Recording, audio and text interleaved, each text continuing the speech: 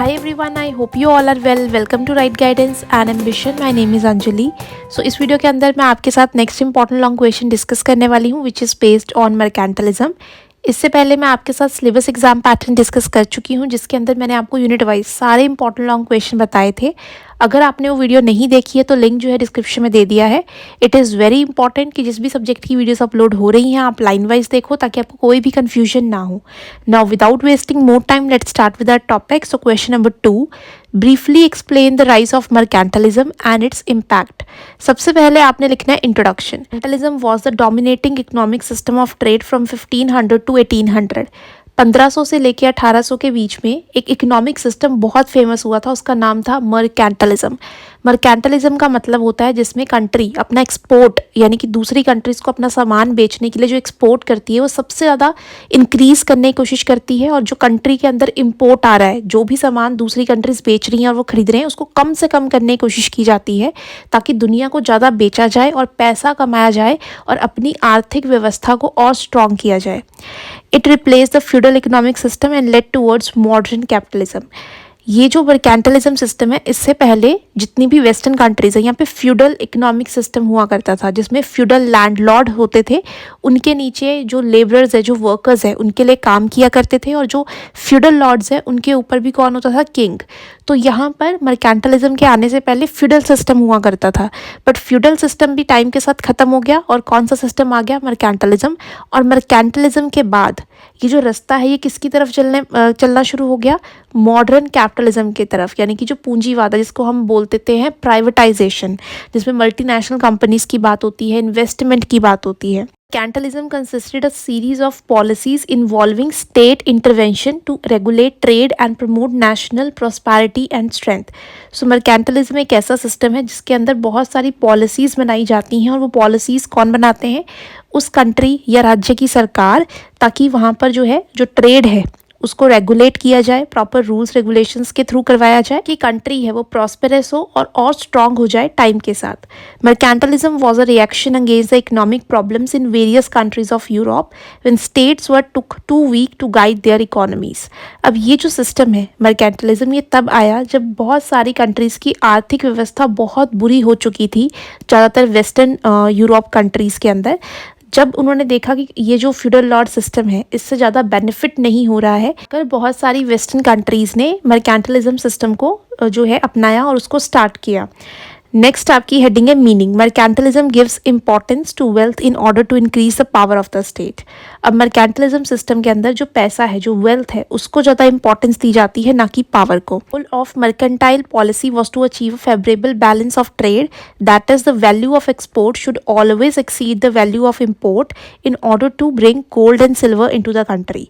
अब जब भी मर्केंटाइल पॉलिसी बनाते थे कोई भी देश, तो उनका मेन उद्देश्य क्या रहता था कि यहाँ पर जितना हो सके ट्रेड को बैलेंस करना है, एक्सपोर्ट जो हो वो कंट्री का ज़्यादा हो और इंपोर्ट जो है वो कम से कम किया जाए, कंट्री के अंदर ज़्यादा गोल्ड और सिल्वर जो है वो लाया जाए ताकि उसको इस्तेमाल कर फ्यूचर में कंट्री को इकोनॉमिकली स्ट्रॉन्ग किया जाए। नेक्स्ट आपने पैरा इसी के साथ कंटिन्यू करना है। Mercantilism relied on government intervention to regulate international trade and protect domestic industries through tariffs and restrictions on import.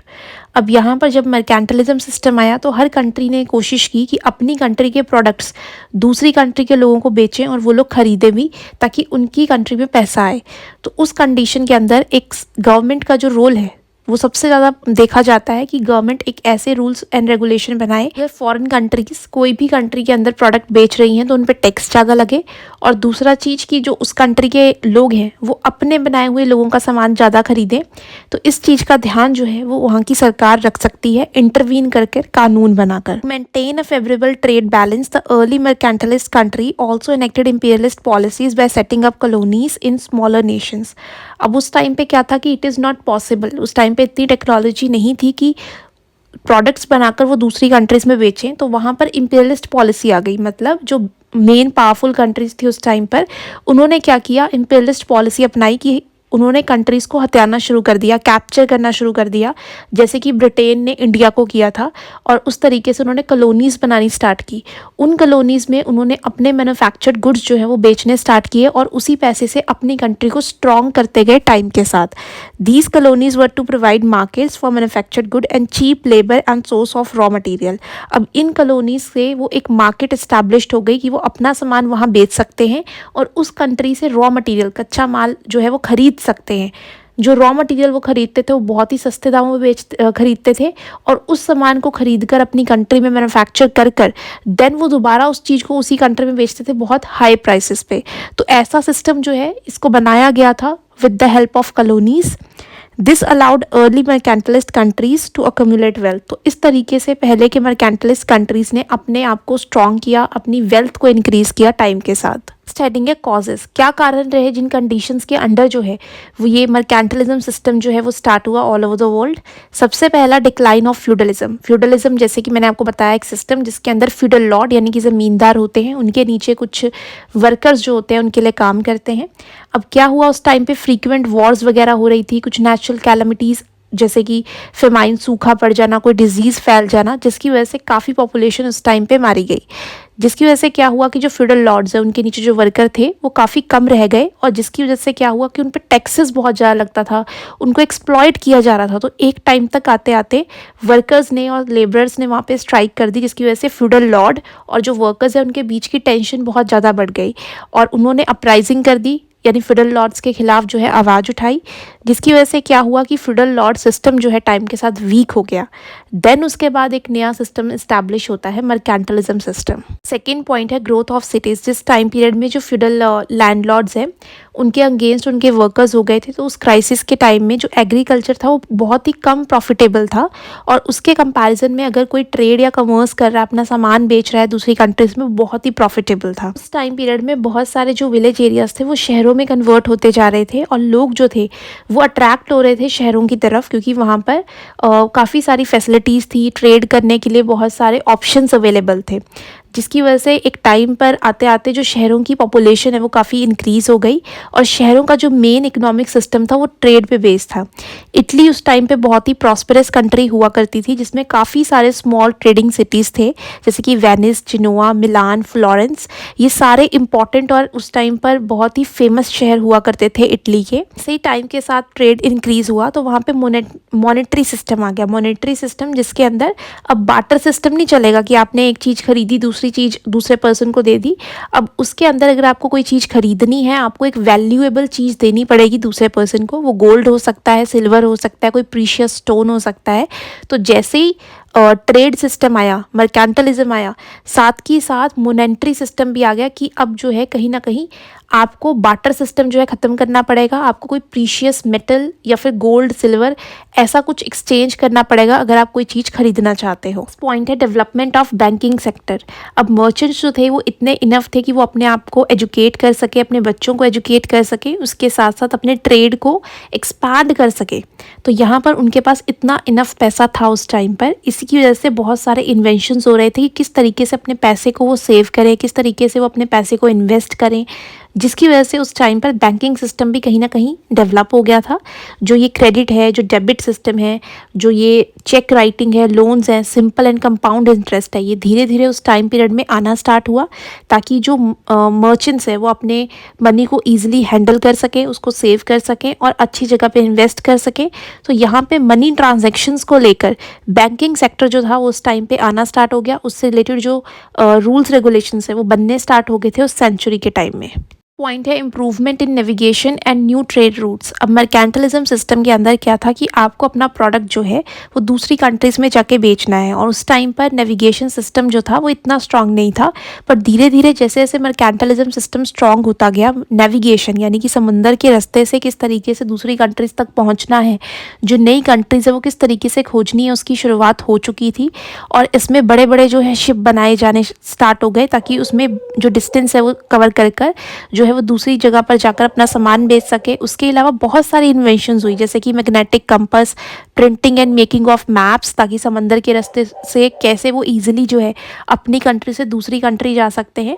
तो इन सारी इन्वेंशंस ने जो नेविगेशन है और जो ट्रेड रूट्स है उसका रास्ता बहुत ईजी कर दिया, और मर्केंटलिज्म सिस्टम जो है बहुत ज़्यादा फ्लॉरिश्ड हुआ इसकी वजह से। पॉइंट है geographical discoveries and exploration.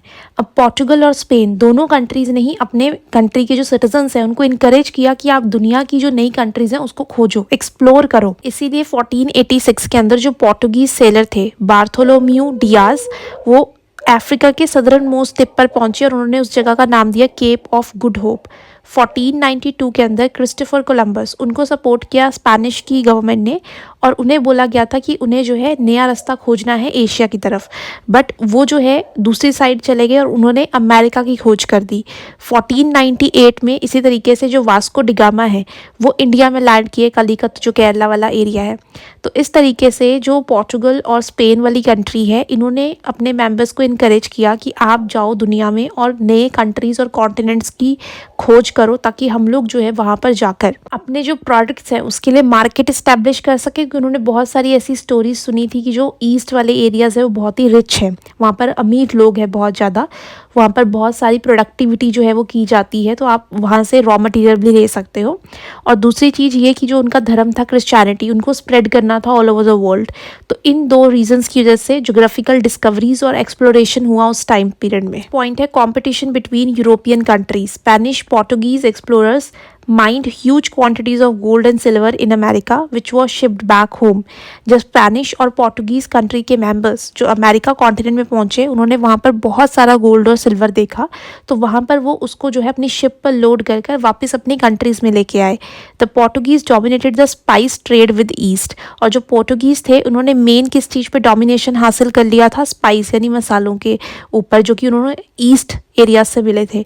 The growing scenes of the competition between the Spain, England, France, Holland further fuelled the spread of mercantilism. तो जब एक के बाद दूसरे के बाद तीसरी कंट्री को ये पता लगना शुरू हुआ कि ऐसे ईस्ट और वेस्ट में दोनों साइड मेटल, स्पाइसेस, ऐसे वैल्यूएबल चीज़ें मिल रही हैं और वो लोग अवेयर ही नहीं है, अनएजुकेटेड लोग हैं वहाँ पर, तो उनको मैनिपुलेट कर कर वहाँ से ये सारी चीज़ें जो है ली जा सकती हैं, जिसकी वजह से ये सारी कंट्रीज़ जो हैं इनके बीच में कंपटीशन स्टार्ट हो गया कि सबसे पहले उस एरिया में कौन पहुंचेगा, कौन कैप्चर करेगा, अपनी कंपनी स्टार्ट करेगा, और जिसकी वजह से यही सिस्टम जो है मर्केंटलिज्म वाला ये स्टार्ट हो जाता है। फिर इन पर जितनी भी पावरफुल और मर्केंटलाइज्ड कंट्रीज थी, उनका मेन गोल क्या था कि एक्सपोर्ट जो है वो जितना हो सके उतना मैक्सिमम कर दो, उन कंट्रीज़ को मैन्युफैक्चर्ड गुड्स जो है वो बेचो, और इम्पोर्ट सिर्फ उन्हीं चीज़ों का करो जो बहुत ही वैल्यूएबल है, जो प्रीशियस चीज़ें हैं, सिर्फ उन कंट्रीज़ से वो चीज़ें खरीदो। अदरवाइज एक्सपोर्ट जो है वो ज़्यादा होना चाहिए उन कंट्रीज़ का, ताकि वो लोग जो है ज़्यादा इनकम जनरेट कर सके उस ट्रेड से। नेक्स्ट हेडिंग है इम्पैक्ट। फर्स्ट पॉइंट है economic boon for European nations. The mercantilist system mark the transition from the medievalism to modernism, from feudal anarchy to national solidarity. अब ये जो मर्केंटलिज्म सिस्टम आया था, इससे मेडिवल यानी कि जो ऐसा सिस्टम था जिसमें बेनिफिट कंट्रीज़ का बहुत कम था, जिसमें कंट्रीज़ लॉस में चल रही थी, सिस्टम खत्म होकर एक मॉडर्निस्ट सिस्टम आ गया, जिसके अंदर अब बात होगी इंडस्ट्रीज़ की, जिसके अंदर कंपनीज़ ओपन करने की बात होगी, कंट्रीज़ को कॉलोनी बनाने की बात होगी। और यहाँ पे जो फ्यूडल इनाकी है कि पहले फ्यूडल लैंडलॉर्ड अपना रूल्स बनाया करते थे अपने एरिया में जिस भी तरीके से वो बनाना चाहें, और उनकी पावर को कोई भी चैलेंज नहीं कर सकता है, वो चीज़ अब नेशनल सॉलिडारिटी में चेंज हो गई। यानी कि पूरी नेशन जो है वो यूनाइट है, किसी के साथ कोई एक्सप्लॉयटेशन नहीं होगा विद इन अ कंट्री, बल्कि जो एक्सप्लॉयट किया जाएगा वो कॉलोनीज़ को किया जाएगा, और जो बेनिफिट है वो उस कंट्री के मेंबर्स को मिलेगा। The chief concern of mercantilism was the material prosperity of the nation. तो मेन कंसर्न क्या था मर्केंटलिस्ट कंट्रीज़ का कि अपने कंट्री की जो मटीरियलिस्टिक वैल्यू है उसको बढ़ाना है, अपने कंट्री की जो आर्थिक व्यवस्था है उसको स्ट्रॉन्ग करना है। It strengthen cooperative tendencies in agriculture, industries, commerce. Mercantilism system made the European Nations wealthier and stronger. तो इस सिस्टम ने सारे यूरोपियन देशों को बहुत ही स्ट्रॉन्ग कर दिया, वेल्दियर बना दिया टाइम के साथ, क्योंकि उन्होंने जितनी भी कॉलोनीज़ हैं उनको बहुत ज़्यादा एक्सप्लॉयट कर दिया था रॉ मटेरियल परचेज कर कर, और उनको मैन्युफैक्चर्ड गुड्स देकर बहुत ही हाई प्राइसेस पर। सेकेंड पॉइंट है increase in power of state. All trade was to control and regulated in order to achieve an excess of export over import. ये सारा ट्रेड किया किस पर्पस से जा रहा था कि एक्सपोर्ट जो है वो ज़्यादा से ज़्यादा हो, यानी कि ज़्यादा बेचा जाए दूसरी कंट्रीज़ को और खुद वो लोग कम खरीदें, सिर्फ प्रीशियस चीज़ें जो मेटल है, जो कीमती चीज़ें वही खरीदें। Mercantilism in Europe help to centralise power and to create a new political system in which state was endowed with supreme authority. System के अंदर हर एक कंट्री जो है, मर्केंटलिस्ट कंट्री, अपने आप को सुप्रीम बनाने की, यानी कि सुपर पावर बनाने की कोशिश कर रही थी और अनलिमिटेड पावर कैप्चर करने की कोशिश कर रही थी, ताकि वो लोग जो है होम कंट्री को ज़्यादा बेनिफिट पहुंचा सकें, जो इकोनॉमिक पर्पस है वो उनका अचीव हो सके। थर्ड पॉइंट है establishment of the colonial empires.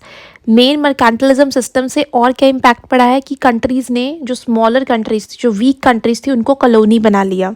The era of mercantilism mark the overseas expansion some of the western European countries, Spain, Portugal, Netherland, Britain, France. ये जो है किस तरीके से उन्होंने एक्सपैंड किया अपने आप को। पहली बात तो ट्रेड कर कि उन्होंने ऑफ़र किया कि हमें कंपनी ओपन करनी है, जैसे कि इंडिया में भी हुआ था कि जब यहाँ पर ईस्ट इंडिया कंपनी आई थी तो उन्होंने, जहांगीर उस टाइम पे मुग़ल रूलर थे, उनसे परमिशन ली थी फर्स्ट कंपनी ओपन करने के लिए और उन्होंने परमिशन दे दी। तो ट्रेड के थ्रू भी कंट्रीज़ को कॉलोनी बनाया गया।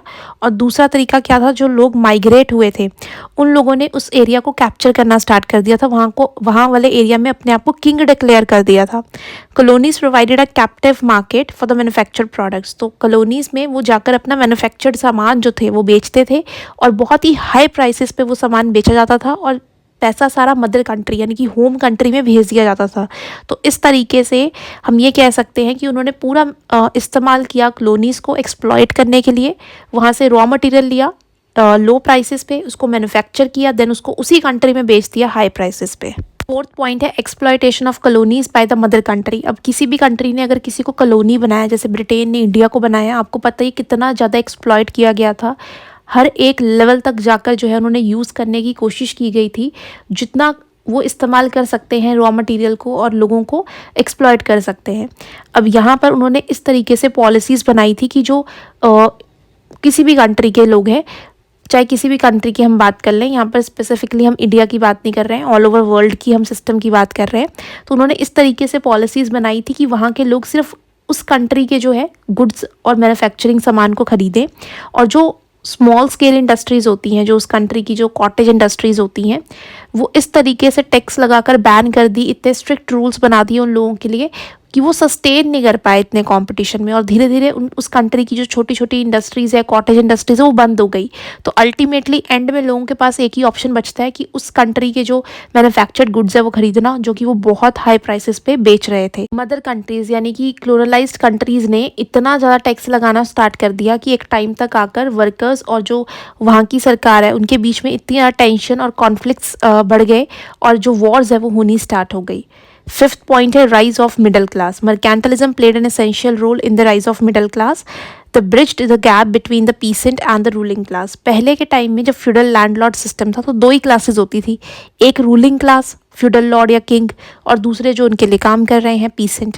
बट जैसे ही मर्केंटलिस्ट सिस्टम आया, एक नई क्लास निकल कर सामने आई जिसको हमने बोला मिडिल क्लास। अब मिडिल क्लास लोग कौन थे? जो गांव से शहरों में आ रहे थे और व्यापार कर रहे थे और अपना सामान बेच रहे थे। It gives birth to the entrepreneurs who skills, foresight and the enterprise led to a better exploitation of resources. अब ये एक ऐसी क्लास थी जिनकी दूर की सोच थी, जो व्यापार बहुत अच्छा कर सकते थे, जो अपने स्किल्स का इस्तेमाल कर कर किसी प्रोडक्ट को बेच सकते हैं, जो बिजनेसमैन बन सकते हैं। ऐसी एक क्लास निकलकर सामने आई जिन्होंने रिसोर्सेज का इस्तेमाल कर कर कुछ नया क्रिएट करने की कोशिश की, an improvement of technique and opening of new undertakings and market. तो इस तरीके से कुछ नई टेक्निक का इस्तेमाल कर कर उन्होंने कुछ क्रिएट किया और इस तरीके से मार्केट इस्टेब्लिश होनी स्टार्ट हो गई हर कंट्री में। सिक्स्थ पॉइंट है mercantile policies of the government. अपनी सरकारों को यानी कि अपनी होम कंट्री को ज़्यादा बेनिफिट पहुंचाने के लिए जितनी भी सरकारें थी उन्होंने इस तरीके से पॉलिसीज़ बनाई कि वो कंट्री जो है जिसको कॉलोनी बनाया वो धीरे धीरे वीक होती जाए और वो लोग पावरफुल होते जाएं। तो उन्होंने इतने ज़्यादा टैक्सेस लगा दिए वहाँ की लोकल इंडस्ट्रीज़ पर कि उनका जो एक सिस्टम बन रखा है मार्केट सिस्टम, वो टाइम के साथ ख़त्म हो जाए और उनकी सरकार की जो कंपनीज़ हैं वो वहाँ पर इस्टेब्लिश हों और अपनी मोनोपोली क्रिएट कर लें। मतलब इतना ज़्यादा टफ कंपटीशन कर दिया वहाँ के लोकल लोगों के लिए कि वो उस कंपनी को चैलेंज ही ना कर पाए, और एक टाइम तक आकर वो कंपनीज जो स्मॉल स्केल इंडस्ट्रीज़ है, जो कंपनीज़ है, वो ख़त्म हो जाए और सिर्फ जो फॉरेन कंट्रीज़ है वो वहाँ पर रह जाएं और वो मैन्युफैक्चर कर कर सामान बेचें लोगों को। तो यहाँ पे मोनोपोली क्रिएट करने में सरकारों ने पूरी मदद की, फैसिलिटीज़ दी और उनके टैक्स जो है वो माफ़ कर दिए, जैसे कि ब्रिटिश ईस्ट इंडिया कंपनी के किए जाते थे इंडिया के अंदर। के अलावा जो सरकारें होती थी, अगर कोई बहुत अच्छा काम कर रहा है तो उनको टाइटल्स देते थे, उनको जो है ग्रांट्स देते थे, फैसिलिटीज़ प्रोवाइड करते थे जब वो अपनी कंट्री में वापस जाते थे। जैसे कि यहाँ पे रॉबर्ट क्लाइव जो थे ईस्ट इंडिया कंपनी के जो ओनर थे, जब वो अपने कंट्री में वापस गए ब्रिटेन में और इतना पैसा यहाँ वापस लेके गए और इतना बेनिफिट उन्होंने दिखाया कि वहाँ की सरकार ने जो है उनको टाइटल्स भी दिए, उनको ग्रांट्स भी दिए और इतने सारे बेनिफिट्स जो है वो प्रोवाइड किए। पार्लियामेंट में उनकी जो एक सीट है वो फिक्स कर दी। तो यानी कि सरकारें जो थी वो इस चीज़ को बढ़ावा दे रही थी कि आप जाओ दूसरी कंट्रीज़ में जहाँ पे हमने कॉलोनी बनाई है, वहाँ कंपनी खोलो और वहाँ पर जाके अपनी मोनोपोली क्रिएट करो, बेनिफिट वहाँ से कलेक्ट कर कर अपने होम कंट्री में वापस लेके आओ। 7th पॉइंट है rivalry and the war between the European nation. अब जितने भी यूरोपियन नेशन थे, ब्रिटेन, फ्रांस, नीदरलैंड, यहाँ पर पोर्टुगीज, स्पेन, हर किसी की यही कोशिश थी कि जितना हो सके कॉलोनी बनाते जाओ वीक कंट्री को, वहाँ पे जाके अपनी कंपनी खोल कर वहाँ पे अपनी मोनोपोली क्रिएट कर लो। जिसकी वजह से क्या होना शुरू हो गया, यूरोपियन नेशंस आपस में ही इन्होंने लड़ना स्टार्ट किया दिया। जैसे इंडिया में भी हुआ था, ब्रिटेन और फ्रांस की बहुत सारी वॉर्स हुई हैं, ब्रिटेन और पोर्टुगीज़ की बहुत सारी वॉर्स हुई हैं। जिसकी वजह से क्या हुआ कि ये लोग आपस में लड़ रहे थे, कौन किस एरिया पे कैप्चर करेगा, कौन वहाँ से रॉ मटेरियल खरीदेगा, किसकी ज़्यादा मोनोपोली होगी किस एरिया में। तो यहाँ पे रिवलरी यानी कि दुश्मनी जो है इन कंट्रीज़ की आपस में इंक्रीज़ हो गई और साथ के साथ वॉर्स इंक्रीज़ हो गई। और वॉर भी कहाँ होती थी, इनकी खुद की कंट्रीज़ में नहीं हो रही, होम कंट्री में वॉर होती थी जहाँ पर इनकी कॉलोनी है, जहाँ पर इन्होंने एरिया कैप्चर किया है, वहाँ पर ये लोग जो है वॉर करते थे, लड़ते थे उस एरिया को कैप्चर करने के लिए। लास्ट पॉइंट है give birth to capitalism and industrial revolution.